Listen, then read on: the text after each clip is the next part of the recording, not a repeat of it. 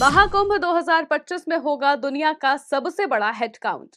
महाकुंभ में 40 करोड़ से ज्यादा श्रद्धालुओं की गिनती की तैयारी। श्रद्धालुओं के सटीक अनुमान के लिए की जा रही तमाम व्यवस्थाएं। सीसीटीवी कैमरों के साथ एआई करेंगे हेड काउंट।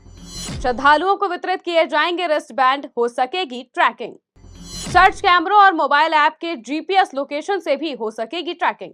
प्रयागराज में आयोजित होने जा रहे महाकुंभ 2025 को प्रदेश की योगी सरकार सनातन आस्था का सबसे बड़ा आयोजन बनाने की तैयारी कर चुकी है, जहां नए जमाने की तमाम आधुनिक सुविधाओं के साथ साथ परंपरा और सांस्कृतिक विरासत की भी झलक देखने को मिलेगी। प्रदेश सरकार की तरफ से बताया जा रहा है कि इस बार के महाकुंभ में 45 करोड़ से ज्यादा श्रद्धालु आएंगे। ऐसे में प्रशासन की तरफ से दुनिया के सबसे बड़े हेड काउंट की तैयारी भी कर ली गई है। इसके तहत बड़े पैमाने पर संसाधनों का प्रबंध भी किया जा रहा है।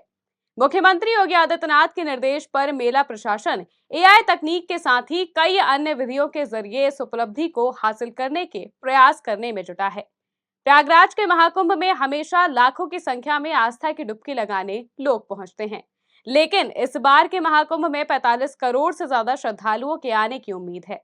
ऐसे में प्रदेश सरकार की तरफ से श्रद्धालुओं की संख्या का सही आकलन करने के लिए एआई कैमरों के साथ ही कई अन्य तकनीकों का सहारा लिया जा रहा है।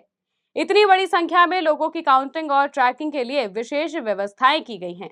श्रद्धालुओं को ट्रैक करने के लिए मेला क्षेत्र के अंदर 200 स्थानों पर लगभग 744 अस्थायी सीसीटीवी कैमरे लगाए जा रहे हैं, जबकि शहर के अंदर 268 स्थानों पर 1107 स्थायी सीसीटीवी कैमरे लगाए गए हैं। यही नहीं, 100 से ज्यादा पार्किंग स्थलों पर 720 सीसीटीवी कैमरे इंस्टॉल किए गए हैं।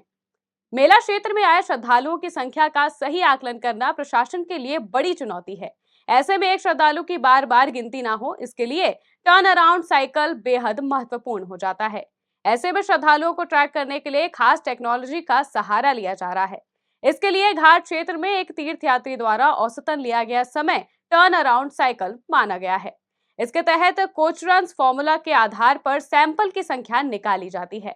नॉन पीक दिनों में अनुमानित जनसंख्या 20 लाख और पीक दिनों में 10 करोड़ लेते हुए सैंपल काउंट किया जाता है।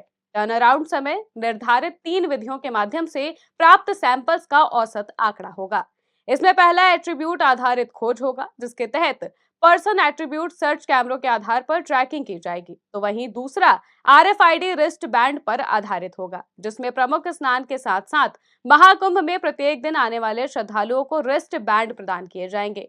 आरएफआईडी रीडर के माध्यम से रिस्ट बैंड को ट्रैक किया जाएगा, जिससे पता चलेगा कि तीर्थयात्री ने मेला क्षेत्र में कितना समय बिताया, कितनी देर वो अंदर रहा और कितनी देर बाहर रहा।